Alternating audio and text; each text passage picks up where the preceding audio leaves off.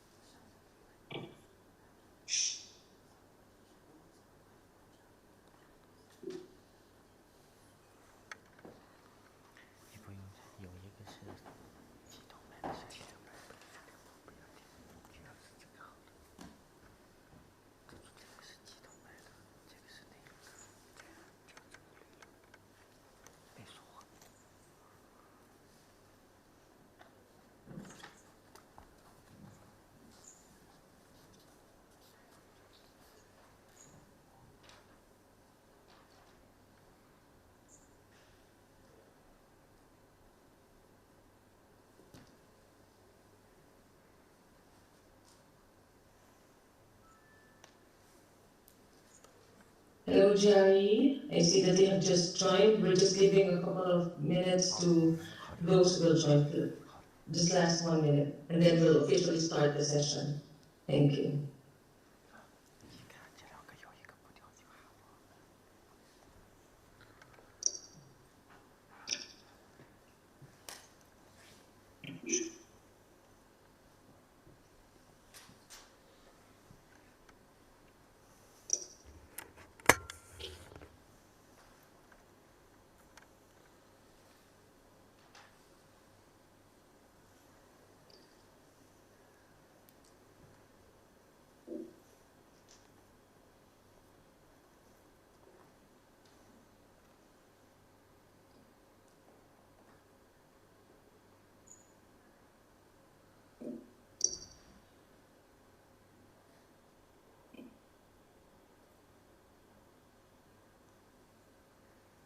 Yeah. So, I think we'll officially start the session and hopefully others will join in the midst of the discussion. So, good day, everyone. Thank you for joining our session. My name is Jessamine Encarnacion. I'm from UN Women Headquarters, Interregional Advisor on Gender Statistics from the Women Count program. And today's session, I will be moderating the discussion on driving gender equality using gender data, a topic that I see is most important to many of us here in this session. So gender data are needed to implement policies towards gender equality and monitor progress for women and girls. However, we do not have enough data to measure policy impacts to track targets such as SDGs, particularly gender-specific SDG indicators. For example, as of June last year, when we looked at SDG gender data availability, we only have 42% of the gender data we need to monitor the gender-specific dimensions of the SDGs globally. And we see this that if no significant change or no difference, deliberate actions are made, we have estimated that it will take 22 years to close the SDG gender data gaps. That's more than a decade past the deadline of the 2030 agenda. So it is worth highlighting that we are nearly at the midpoint of SDGs, but no country, whether developed or developing, has all the data needed to monitor all the gender equality targets of SDGs. Going beyond SDGs, there were significant increase in the availability of gender data, such as on violence, time use, and environment. However, there are emerging issues that also needs to be addressed. We now have 80% of the data needed to measure the prevalence of intimate partner violence. However, technology-facilitated violence, or online GBV, as some of you may know, is an area where there are still no clear standards on how we can define, operationalize, and measure it. But this is something that is for discussion in the next UN Statistical Commission. So we now have 45% of the data needed to measure women's unpaid care work. But collecting data in time is still a challenge at the field level. Frameworks and guidance on data collection for gender environment nexus has been developed, but we need to fully mainstream gender in environment statistics. But to completely address the challenges in gender data gaps, actions should go beyond improving gender data production. Enabling mechanisms should be put in place to fully address gender data gaps. We see this a lot from our partners, particularly from PARIS21, in integrating gender in the development as well as implementation of national statistical strategies, and as well as funding in national budgets on official statistics. Also, I think that all of us would agree that, more importantly, there is a need to ensure that gender data are actually being used. This is the reason why we do our work on gender data. So where there is data available, it is not made, sometimes it's not made easily accessible or shared in user-friendly formats. And then when data is not used to inform policy and advocacy, it leads to low demand, which in turn reduces the incentive to produce gender statistics. So given the overall scenario and landscape of gender data, at least very briefly, this session brings together both data producers and data users for a powerful exchange on how gender data availability, quality, and use can be improved to drive impact, to change women's and girls' lives. We are all joined by colleagues from various organizations who will explore evidence-informed decision-making for gender equality at the international or global level, at the national level, and equally important at the local and subnational level. So for the global level, we have Jody Heyman and Nick Perry. Can I request the rest of the speakers to turn on your camera? Founding Director and Senior Research Analyst and Dissemination Manager, respectively, at World Policy Analysis Center, who will share their comprehensive data on laws that advance women's economic opportunity. We are also joined to speak for experiences at the country level by Ms. Ruth Ruwabuhihi, Chief Gender Monitor in the Gender Monitoring Office in Rwanda, and Ms. Frida Gituku, Executive Director of Roots Kenya.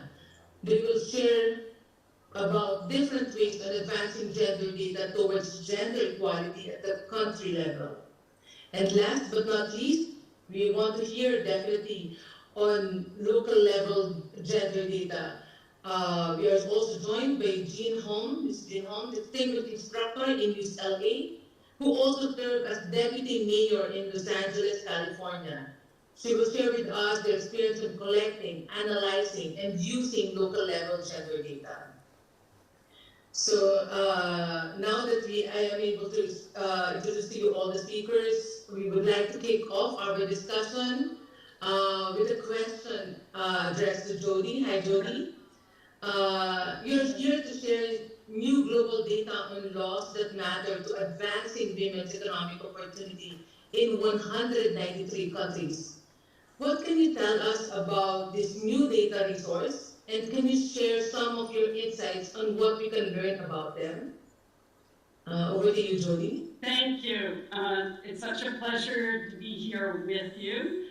Thank you immensely to UN Women for organizing this, and to Jasmine for that wonderful launch into how much gender data we're missing. So first, it's a pleasure to be here both with people who are joining in real time, and I realize this hour is a terrible hour for much of the Americas, Africa, and Europe. So for those who join us later, when you just see the recording, thank you too for joining on this important issue. So I'm gonna share some slides.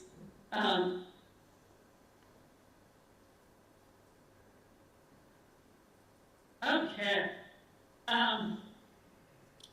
We just launched an enormous amount of global data on the state of laws and policies in all 193 countries.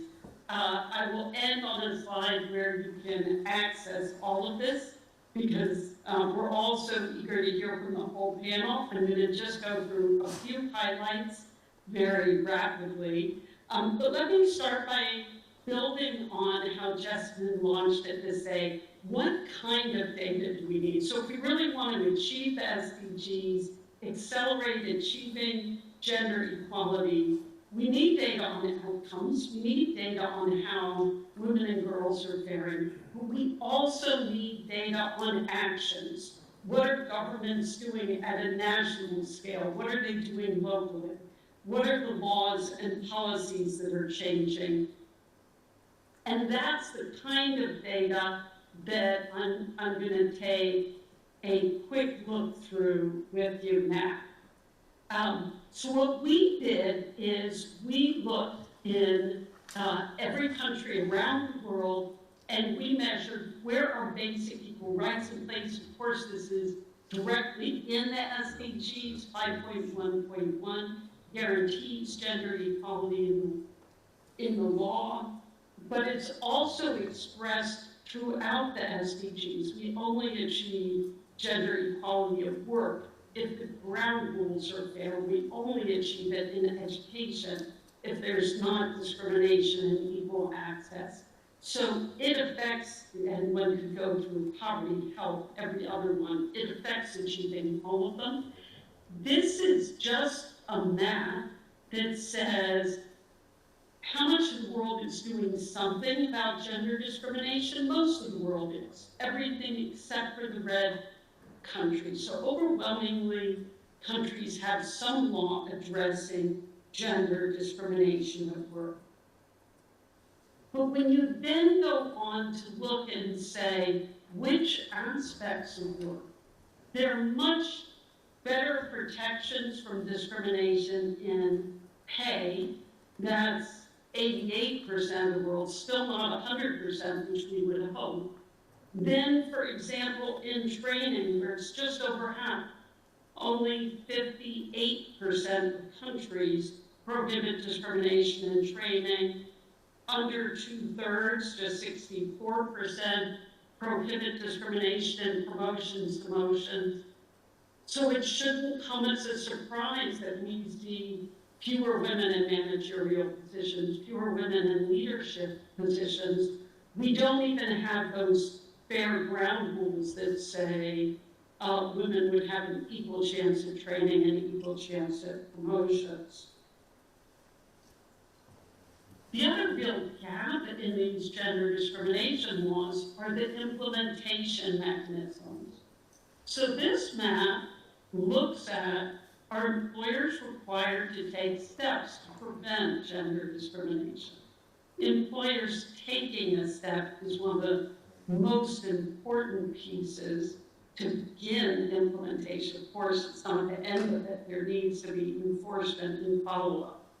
But every country that is orange on this map, which is the overwhelming majority, does not require any prevention by employers. When we think about this basic equal right to non-discrimination at work, much of the discrimination that happens based on gender is really caregiving discrimination. In many countries, women without children who are unmarried earn much closer to the male dollar than women who have children. Much of the loss of pay, loss of jobs happens after women have caregiving responsibilities. And yet, only about half the world prohibits discrimination against mothers for their caregiving. It's a little better when it comes to pregnancy, but after the pregnancy, you can see it's 69%, it completely drops off. Well, that's just addressing one piece, direct discrimination based on gender. Another form that comes in the workplace is in sexual harassment. Fully a quarter of countries around the world have no prohibition against sexual harassment at work. I will say, while that's a huge gap that needs to be urgently filled, the world is making progress on that. When we started this data collection in 2016, it was a third of countries, so we're starting to see the gap narrow. Still, even among the ones that do prohibit it, often they don't prohibit it comprehensively. Maybe they prohibit quid pro quo, and a supervisor saying unless someone provides sex, they will be fired. The most explicit, the most obvious kinds of terrible sexual harassment. There are a lot of hostile workplaces with sexual harassment that don't meet that standard and would not be covered by laws. Again, when it comes to prevention too, far fewer countries asking employers to do something to prevent sexual harassment. Well, there's so much more, of course. That was just an example of one slice of how laws and policies matter to gender equality. Another big area is the availability to balance caregiving and work. This matters to people of all genders, but given that women disproportionately carry the burden and responsibility of caring for children and caring for elders, paid leave in countries around the world, paid leave makes a difference. The good news is the world has come fairly far on paid leave for moms, 187 countries, the United States, Papua New Guinea, a few South Pacific Island states don't. However, the world is much less far. You can see much less of the map is green when it comes to paid leave for dads. It's a little over half of the world, and it tends to be shorter. So there is a lot of good news in the story, and I'll just wrap up with I'll wrap up with the last couple of slides. Paid leave for dads has tripled over this time. It's getting more gender equal. And the final slide I wanted to say was around intersectional discrimination. The light green is 5 years ago, the dark green is 5 years later. In every kind of intersectional discrimination, there's more protection. Still, areas like sexual orientation and gender identity, migration status, nowhere near as many protections. So if you want to learn more, you just go to our website, worldpolicycenter.org/gender equality. We cover labor, we cover education, and many other areas, and I look forward to hearing all the other data areas we're going to hear about in this panel. Thanks. Thank you so much, Jody, for sharing this rich information. I know it's just very limited time, but provided us with very top level and very useful insights on gender discrimination at work, and likewise how you are able to provide a lot of insights from policy data, something that we need more of in terms of qualitative data on how gender discrimination happens in various areas of society. So this time, taking off from that presentation from Jody, I give the floor to Nick. A question for you. Nick, what can you share about how this comprehensive data has been used to move laws and policies on gender, and what role can data play in global advocacy? Great, thank you so much for kicking it off. And I will take a moment and bring up a couple of the small slides that I prepared to answer that question specifically, because as you can tell from what Jody just presented very quickly, we have such a wealth and rich database of these measures of what national countries are actually doing. What are the governments all around the world actually doing to live up to the SDG commitments, but also a whole range of their other treaty body commitments, as well as their commitments to their national body politics. And what we really actively do is really what this panel is all about, which is trying to drive impact from this globally comparative data. So I'm just going to walk through 5 quick examples for our attendees who might be working at the national level, or might be working at the regional level, or might be part of a global civil society or an NGO. We know the World Data Forum brings together such a rich dimensionality of different stakeholders, and hopefully there's something in it for everybody else, and of course we'll end with how to get in contact with us if you want to know more. So the first example, I think, builds off what Jody just mentioned about the importance of having these globally comparative measures, but also how this policy data is really just one piece in the puzzle of the data needs that we have. One of the things we can do with this globally comparative policy data is also harmonized globally comparative outcomes measures at the national and local level, and understand what are the laws and policies actually doing to the outcomes that we care most about.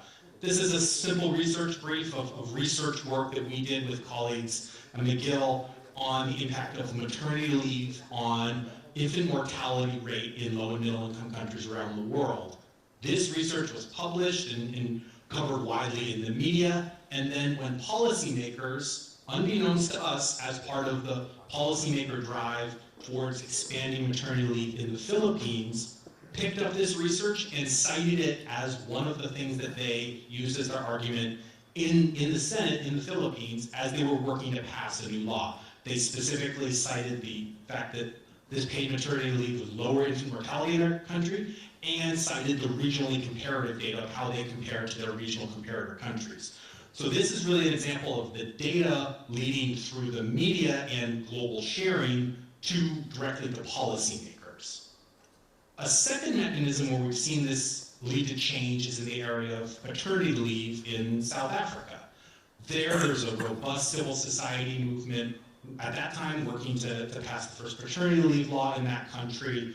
We brought together a set of local actors as well as regional actors who were working in their countries and did a two-way knowledge exchange, sharing, and workshop. We were able to bring and share how South Africa could benefit from sort of a regional and globally comparative context. They brought their expertise on where their specific civil society movements were at the moment. Policymakers joined in, and of course, over the course of many years, the movement helped use the regionally and globally comparative data as part of the powerful argumentation when they actually passed their paternity leave law. Now they're using the same sets of data in the areas of child health and adult caregiving leave and other areas as they work to expand the caregiving infrastructure in their country. So this would be an example of the data getting in the hands of regional and local civil society advocates that can then use it as part of their evidence-based argument to pass a new law in their country. A third example actually harkens back to the map that Jody just showed on paid leave for mothers of infants. A couple small details you might notice are different on this map. One, it's from 2019 rather than the 2022 map that Jody just shared. And two, rather than the list of outlier countries being the United States, the country that I happen to be coming from, Papua New Guinea and some other small Pacific Island states, this country of Suriname in South America at this time was also an outlier on this map. These maps are a way that the media and social media and movements can quickly convey information in a very persuasive way.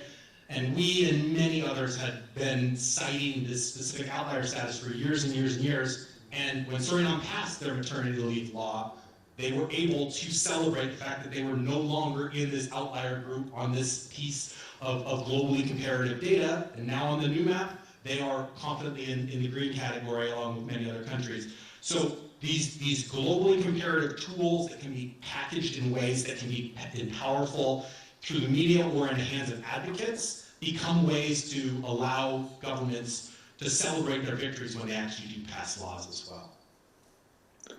A fourth example comes from some colleagues here in the United States at the Millennium Challenge Corporation that try to use a rigorous way to determine where they're going to be investing in helping countries make advancements. What we do here is not to run our own index, but rather to provide comparative data to a set of the indicators that are built into the MCC's economic freedom and the gender in the economy metrics.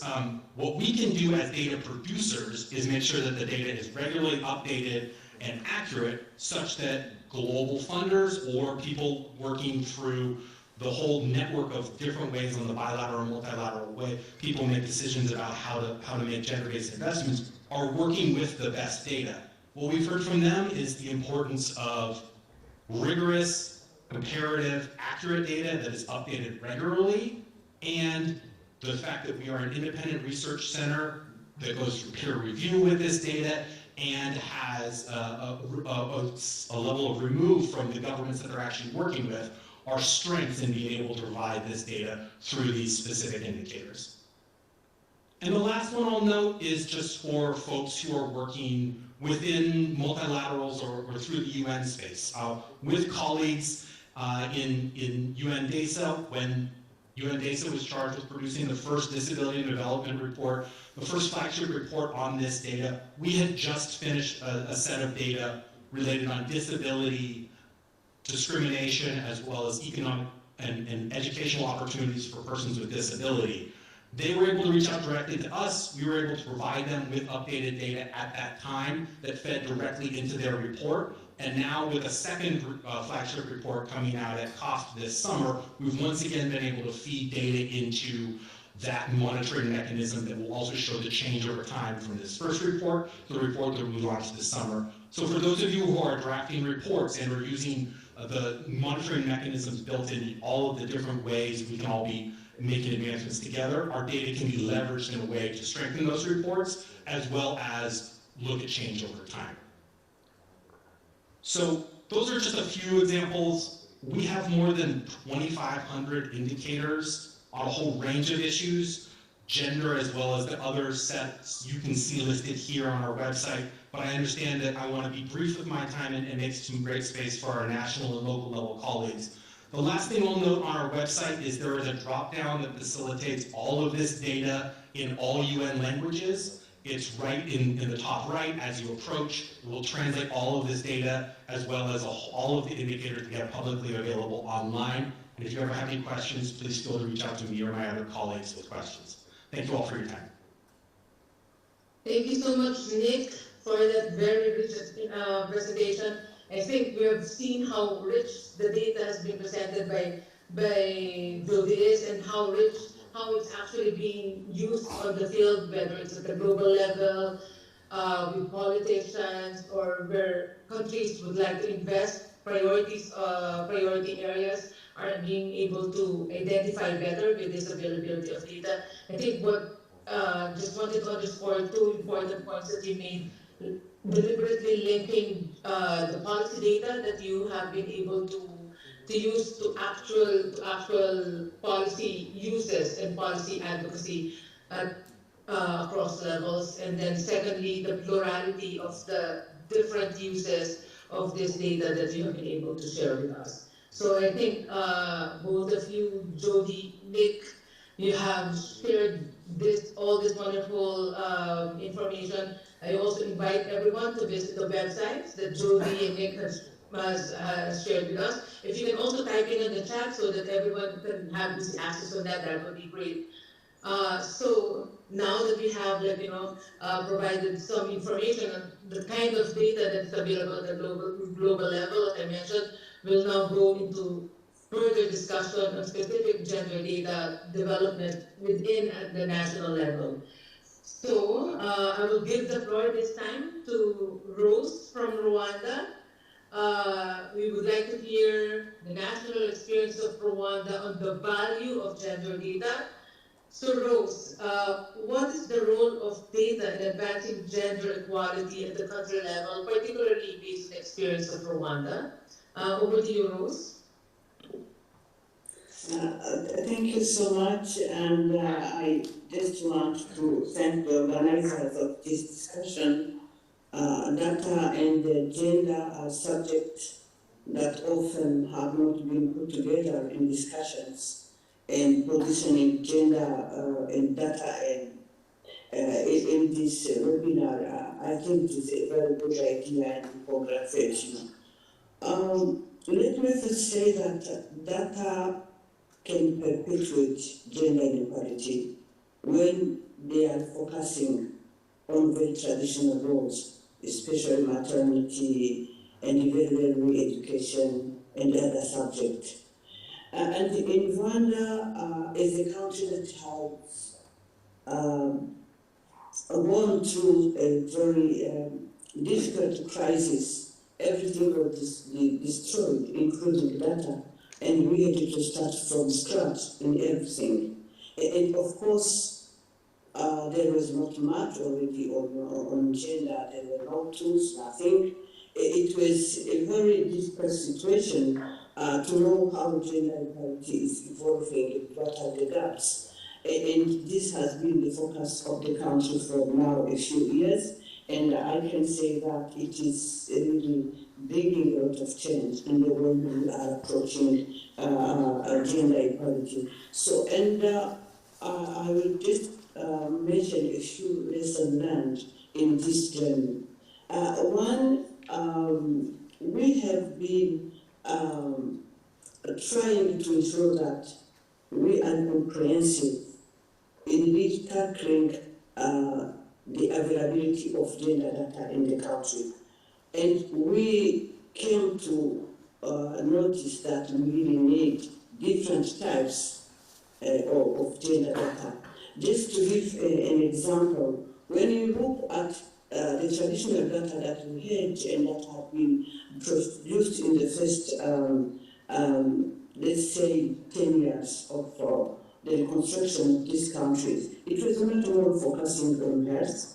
You will find much more on maternal health. You will find much more on education, but on the primary level. But you will not find, for example, in a country reconstruction, at that phase, you will not find data on, for example, construction, infrastructure, transportation.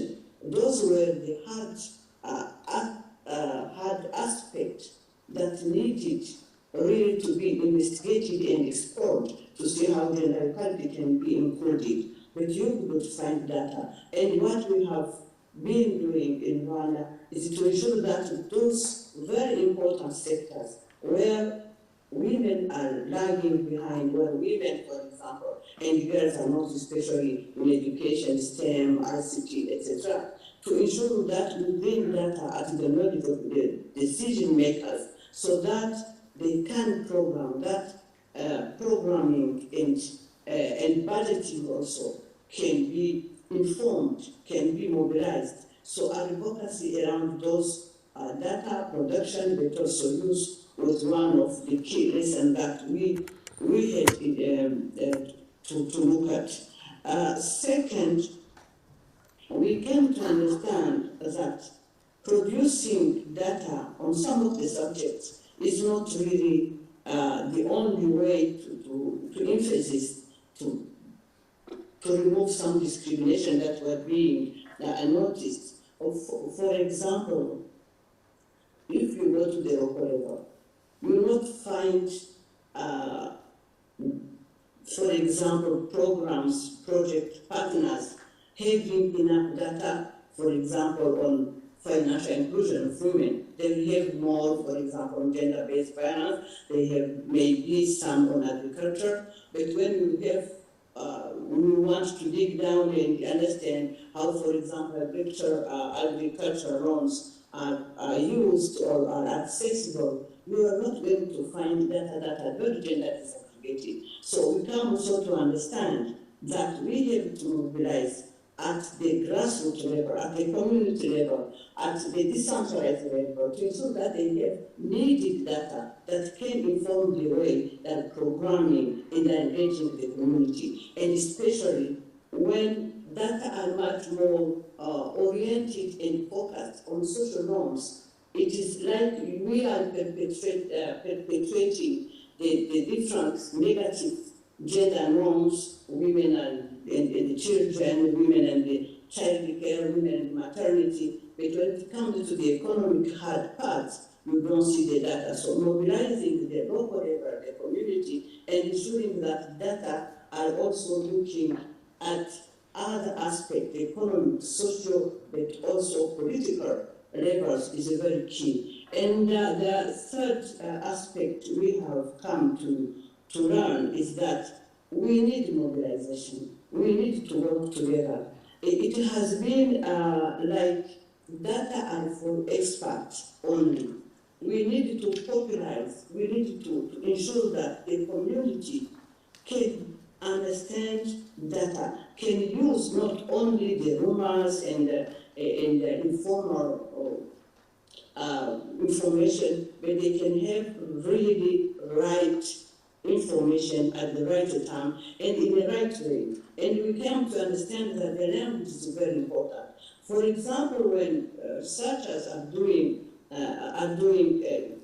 researches, so they use, they approach the people, they approach the population in local languages. But when data are produced, there are languages that are not necessarily accessible to the population that are going to use, or the stakeholders that are going to use those data. It is very imperative that the language of data is simple. It is imperative that the language of data is something that can really give insight to the people who are working, who are responding and addressing the gap that the data are pointing to. So I think these three things have supported Rwanda to advance on gender data, and working together. For example, the Institute of Statistics in Rwanda works very closely with the Gender Monitoring Office and the whole gender machinery in the country. We set together indicators. When there is a search or a big survey, we sit together and ensure that there is indicators that are talking to the real gaps of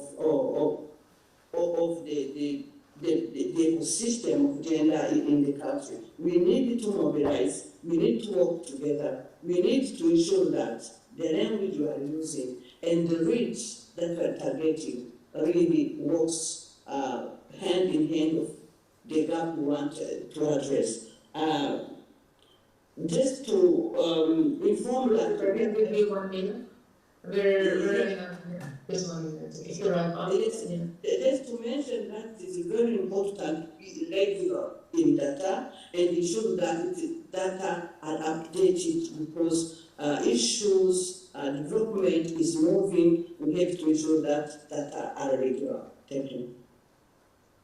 Thank you so much, Rose. And just to say, you started your presentation with saying that, you have to totally start from scratch with regards to, overall work on data, but particularly also on gender data. But I think the rich experience that you've had, the achievements that Rwanda has had, I think deserves big congratulations to the work done by the National Statistical System of Rwanda, and particularly by you and your team. So congratulations. And just to also say that, just taking off from your last point on engagement with the community, making sure that we use language that speaks to our stakeholders. Just to also add that, in the last UN Statistical Commission held last March, there's been a decision made by the members of the Statistical Commission that a collaborative on citizen data should be established. So it's more of not just discussing about the data, but also citizens' engagement about the data for them, about data for them, and then as well as data by them. So I think It's also towards the same principle that you are saying. This is being led by UNSD as well as by UN Women, also in partnership with other civil society organizations. So definitely with gender data, it's something that is likewise we would like to integrate.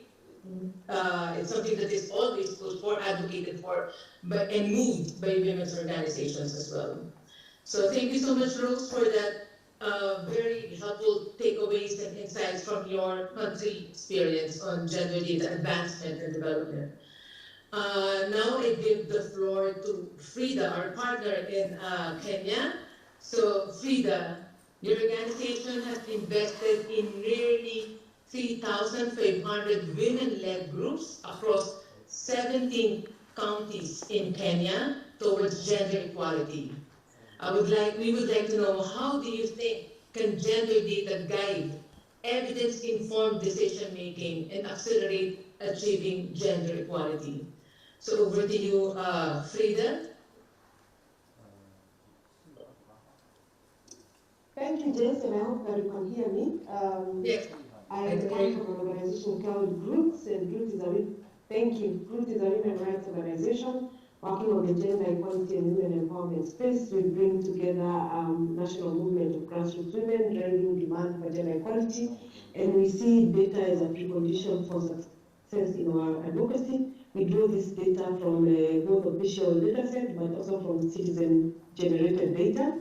I am going to speak to you today on our Kenyan experience on how we are using this data to guide evidence-informed decision making and accelerate gender equality. Ria is moving my slide. So Ria, if you can move to the next one after this. And then next. So as a country, we have made progress. Of course, we appreciate, as just stated in the introduction, that there are still a lot of gender gaps that need to be closed, and I hope that we will take the 22 years.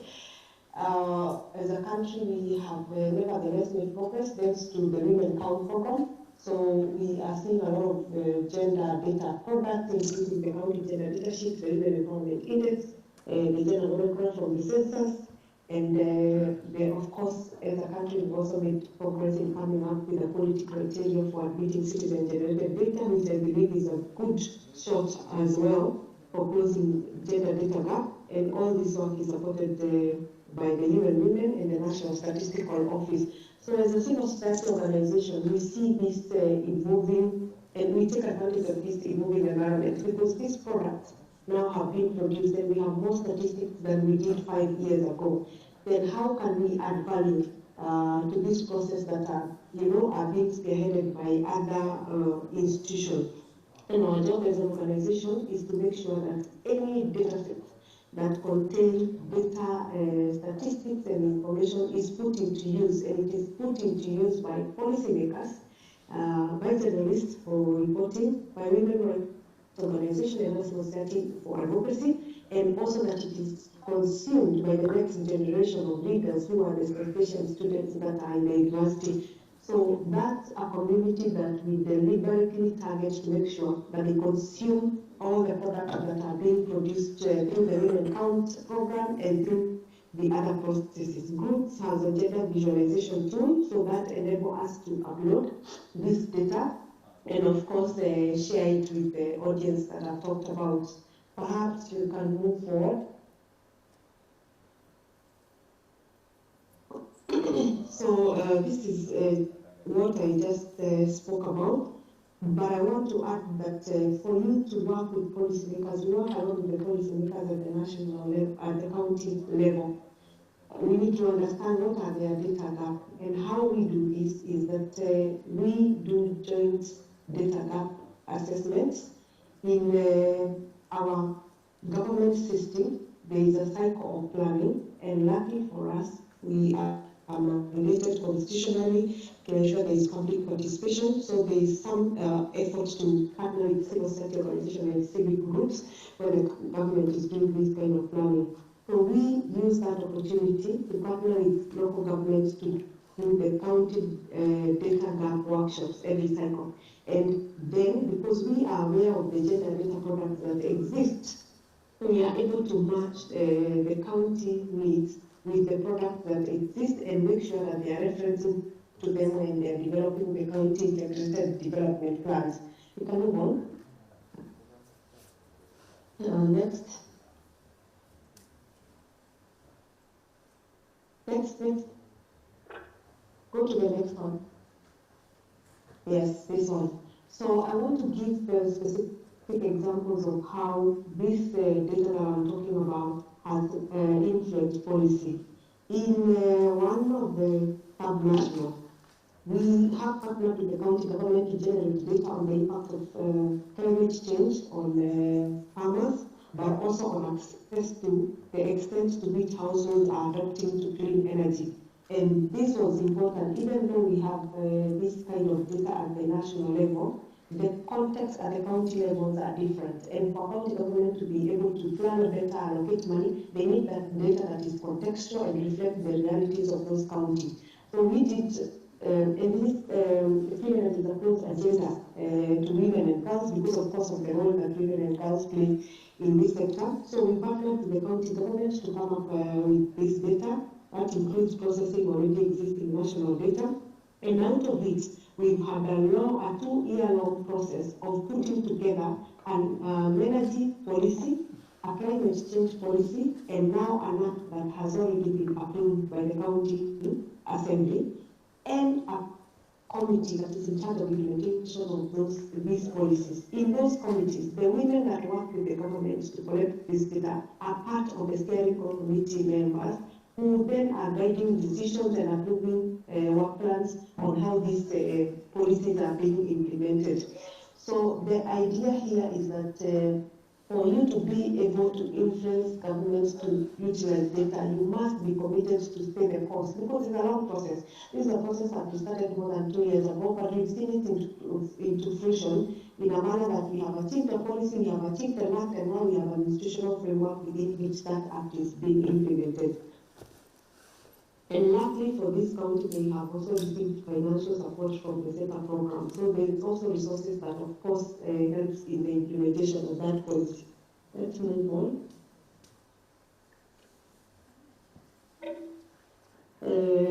We can keep moving. Those are just appointment letters for the women who will now sit in the committee.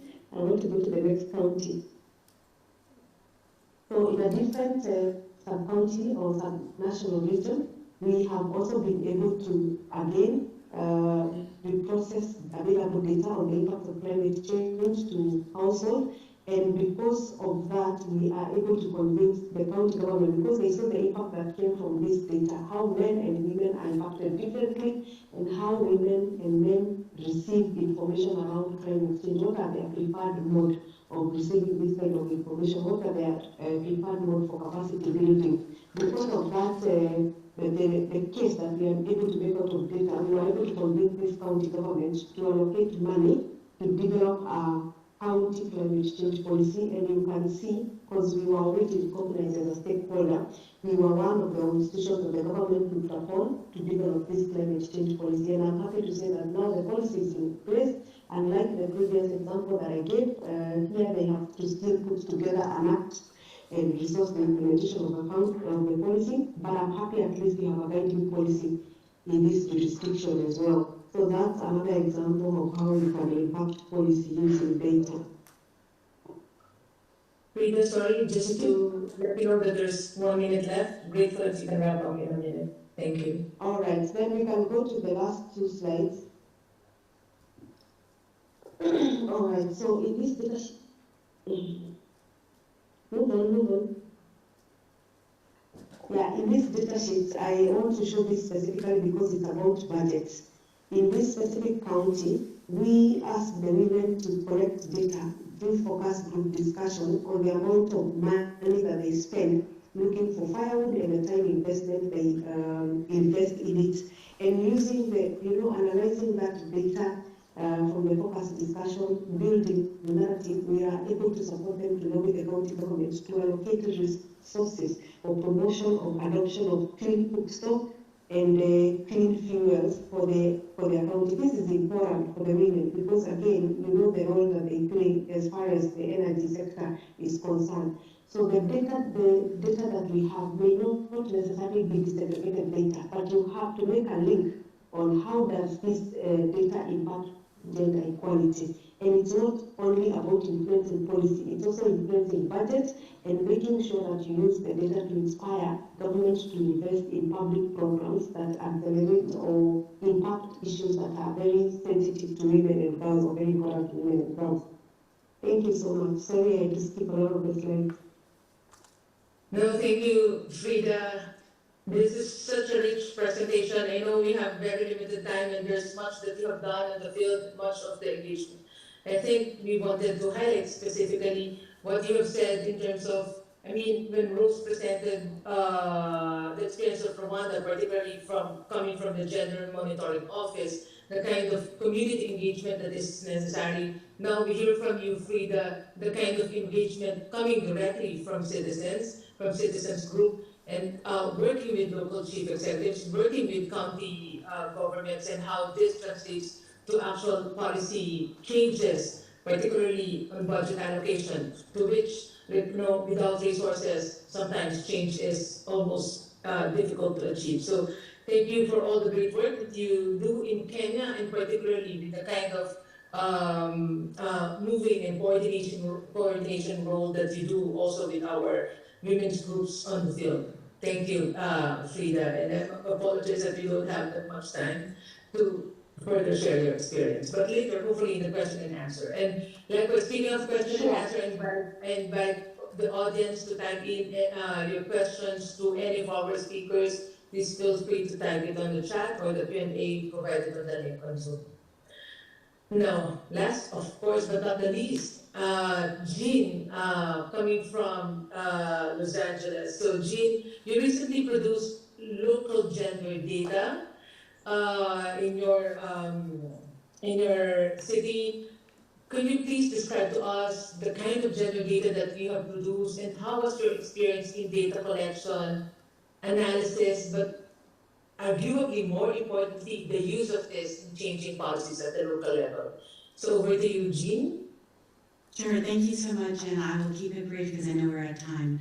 So I just wanted to note that we use data from all over the world to help to inform the policies at the local level. Because we don't want to compare ourselves against other cities, against other regions. LA is a city of 4 million people. We have the 13th largest economy in the world as a region. And so we really want to understand how we compare to others and what we could be doing better. It has taken 250 years of us being a city to get our first woman mayor. She was just elected and started this last December. Mayor Karen Bass, we're delighted to have her. And so I'm going to talk just about a few highlights in the way in which we actually implement the gender equity initiatives. Our data is all on data.lacity.org. We have open data sets, and each of them has an open API, and most of them have stories behind the data. We are a city that has adopted the Sustainable Development Goals as a city. There's a handful of cities around the world who've done this. And when we think about the Sustainable Development Goals, again, it's to kind of help to stretch and aspire our city towards being better. So even though we don't manage all of education, we want to make sure that we have quality education. When we saw a gap for that with young women, what we did is we offered the College Promise, which is 2 free years of community college to anyone who graduates from an LA City high school, which has been transformative for so many students. We saw an increase of 40,000 new students the first year that we offered that program. On the site that we show the SDGs for the city, each of the SDGs clicks through to actual data sets. So I'll just show a couple of the issues around the gender equity. So this is really where we talk about some of the things that we're trying to achieve in men with empowering women and girls. And for us, gender is a spectrum. It's not true for everybody, but for us, we understand this also has parts of it that are representative of the LGBT community. So we just want to make sure that for us, locally, when we localize the SDGs, there are things that we adopt and adapt locally. So each of our targets for this SDG, for example, has indicators that are either quantitative or qualitative, and whether or not those are reported, and if they're reported by the city or by local businesses. I heard some of the earlier speakers talking about the fact that it's hard to get businesses to post their data. It is, but it's not impossible. And especially as the home of Hollywood, Hollywood is part of the city of Los Angeles, we've been very effective at getting a lot of the entertainment industry to post their gender equity data as part of an initiative called Evolve. One of the other interesting things we've done to be able to get more gender equity in the use of the data, not just the collection, is creating the Data Science Federation. So this is an organization that we run that connects 18 local universities, including a group of women coders that work on city department problems and challenges around data science. Partly, we realized we had a dearth of women data scientists in the city. We've been very aggressive at hiring more. But in doing so, we also said, why don't we just invite more women data scientists from inside the city of 4 million to do part of this work. So we work with students in school, undergraduate and graduate, and their professors to work on different programs. And so over time now, this program's been in effect for 6 years, we find that of the projects submitted by city departments, 80% of them are now led by women, 80%.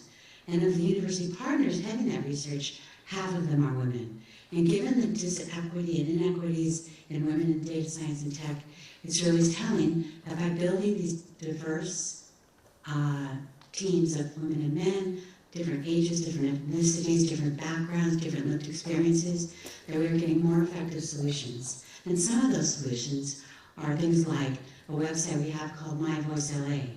My Voice LA focuses on trying to understand when there's sexual harassment in the workplace. It could be harassment reported by somebody from the public interacting with somebody at the city, working with one of our volunteers, working with somebody at a city or a city facility or event.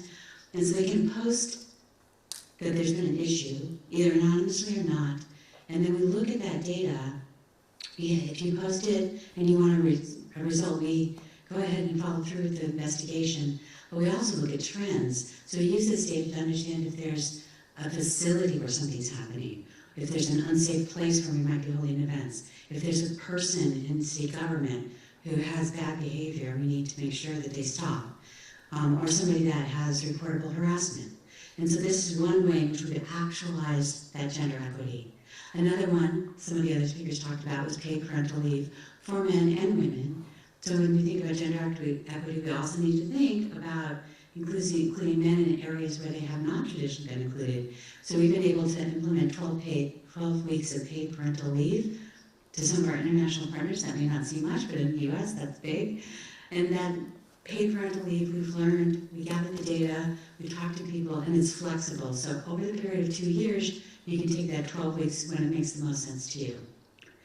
We also really invested in programs, as I mentioned before, for our college-bound women, but also in sports. There are a lot of sports in Los Angeles. We're the home of the Olympics in 2028, Olympics for the 3rd time.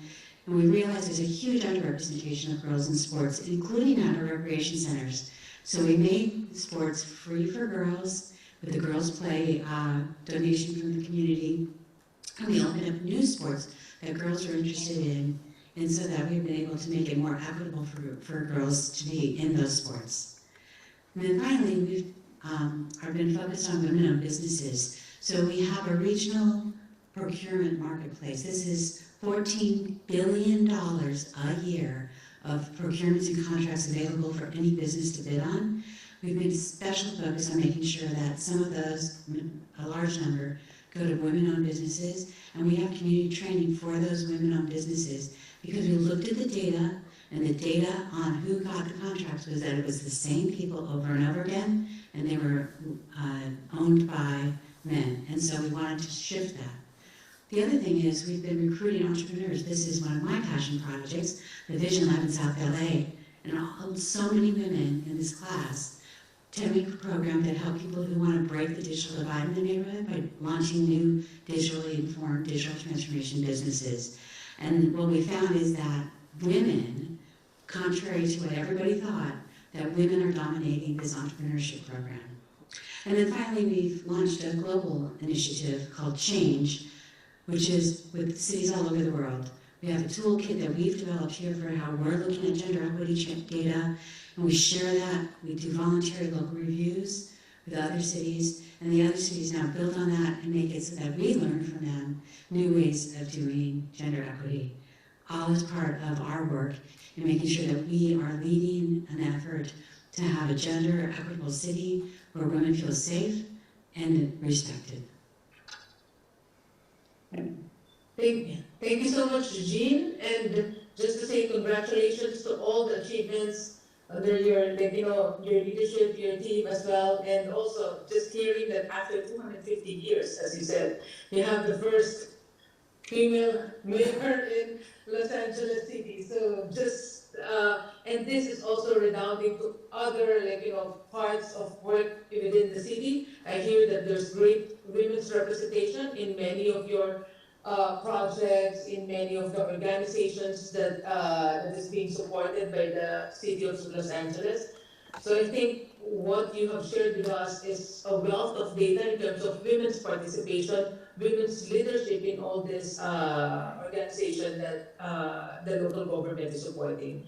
So thank you, and sorry we are running out of time, but trying to open the floor to the rest of the audience in case they have specific questions to any of our speakers. If not, I'll probably ask a few questions, probably giving each speaker a minute to respond if there are no questions. Jean, do we see any questions coming from any of the audience? Not so far, Tessa.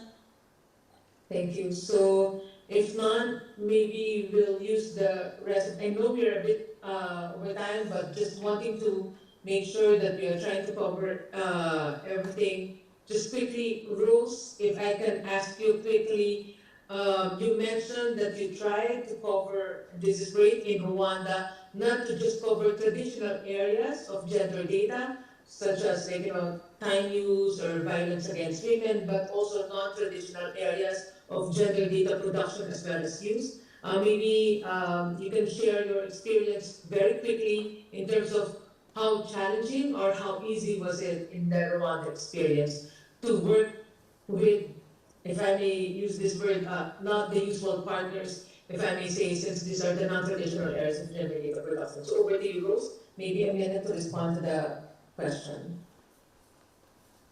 Yeah, thank you so much. This is a very pertinent question because some of the areas, when we try to explore them, there is a very big challenge because people don't understand even what we're talking about. Let me talk, for example, about infrastructure.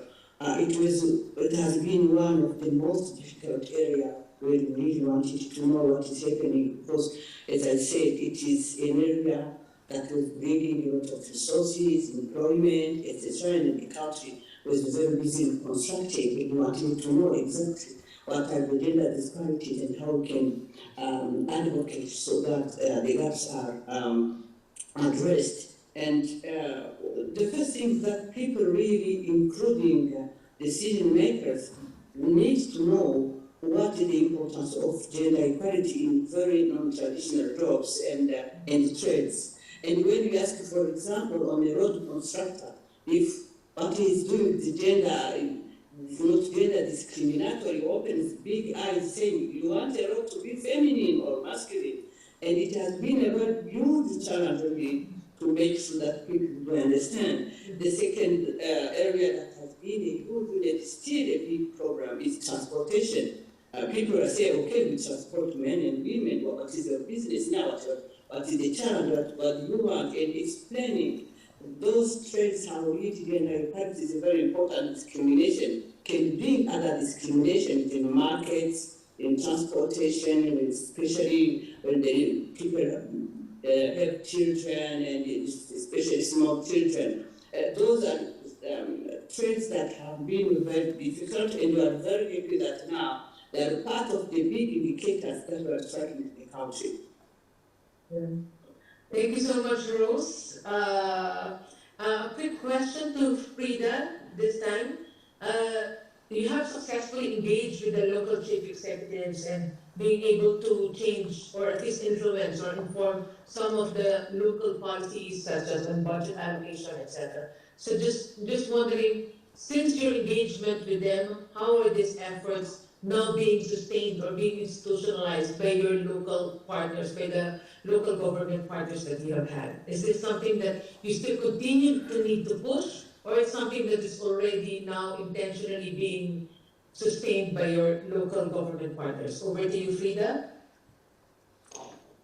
Thank you, Jess. So different subnational governments behave differently, but I would say one of the sustainability measures that we have seen coming up that is quite, comforting is that now we have around 3 counties that are producing the county abstracts, data abstracts, meaning every year there are counties now that are investing in producing their own, bringing together, gathering their own data, processing it across different sectors, and publishing an abstract. And that is really what we want. So our eye as an human rights organization is to make sure that those abstracts include enough gender data. So we have 3 so far. We have 47 in total. So these are long shots, but we are happy that they have commenced that data culture. Okay. Yeah, thank you, Frida. Yeah. And probably to Jody and Nick combined, in terms of the policy data that you have presented, we know that we are at the midpoint of the SDGs. Just wondering how this policy, maybe you can further, give the point on how this policy data that you have generated can further support success around the world in terms of achieving the SDGs. Over to you, Jody, and anything that you might want to add, Nick. Okay, I'll be fast and pass it to Nick. The short and good news is there is progress in every single area we measure over the past 5 years. And the bad news is we are not on track to meet gender equality goals. We're not on track to meet it in the workplace. We're not on track to meet it in education, in legal equality. So we need to map and monitor and accelerate, and I'll give to Nick how to accelerate. Yeah, just two thoughts to echo some of what we hear from our global partners related to the SDG work. The trends, as Jody mentioned, are moving forward, but not fast enough. The data needs to be timely and regularly updated between now through the end of the SDGs so we can track, are we actually getting ourselves back on track? And we just hear all the time from a range of partners on the importance of this independent, peer-reviewed and verified data that they can believe in and use in their advocacy campaigns. So that's where data funders need to really be thinking about their data funding priorities as well. Yeah, thank you so much, Jody and Nick. And lastly, Jean, just a question in terms of, I think it's great that how much women has been participating and leading in many of these mechanisms, as well as organizations and teams that you have put in place. Just wondering whether there is a policy or a quota target that the government has set in place, or this is something that has grown organically within the local government. Over Jean. Well, we've been following the SDG indicators, so we localized each of the target goals in a way that made sense to us. Some of those are things the city is going to need to do. Some of them are things that our community, our businesses need to do. It's not all kind of about just what the city can do by itself. And so we've used that as our framework, and that's published publicly, and we show the data and the data sets behind it so that people can kind of hold us accountable. But part of it is also driven by ongoing surveys we have of our own employees and what they need, like the paid parental leave is something that came out of employee surveys, and then just things and conditions like My Voice LA came up years ago because there was just this huge unfortunate increase in issues of sexual harassment in many workplaces, but certainly here at the city too. And so I think we're informed by data from lots of different places, and we try to make ourselves as transparent as possible. And I just want to say thank you very much to everybody who's working hard in the field of gender equity and making so much progress every day.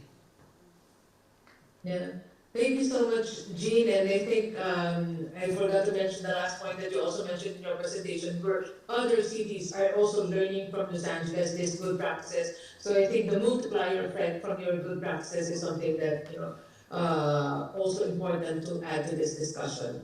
So I know we're definitely out of time and we've gone over time, so I'll just quickly wrap this up. Just to send a big thanks to everyone, those who have joined, particularly in this session, and likewise to all our speakers, to all our organizers. Thank you for all the hard work as well as preparation to make sure that we are able to contribute to the World Data Forum, and likewise to those who have been working and likewise interested on gender data production as well as linking it to actual use to impact women's and girls' lives. So I think just to close all of this effort, something that please do share on the chat any related resources or links, and just also say that in partnership with UN Women as well as in partnership with Paris 21, we are trying to, we will be coming up with a flagship report on gender data outlook, what the assessment would be in terms of countries' level of maturity as far as enabling mechanisms that are in place in national statistical systems,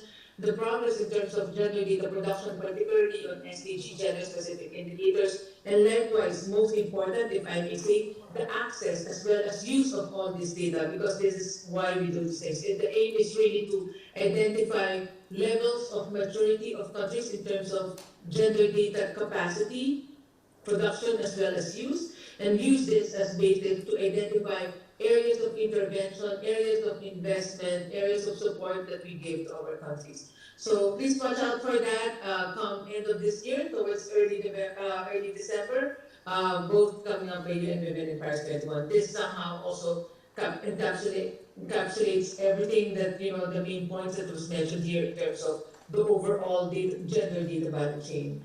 Again, thank you to our speakers, participants for this session, and let us continue working towards our common goal of having and using more and better gender data. So good day to everyone. Please enjoy the rest of your day, and thank you for being with us till the end of the session. Many thanks to you. Thank you all. Bye-bye. Thank you Cheers. all. Thank you all. Cheers. Thank you. Thank you. Bye-bye. Thank you and bye. Thank you.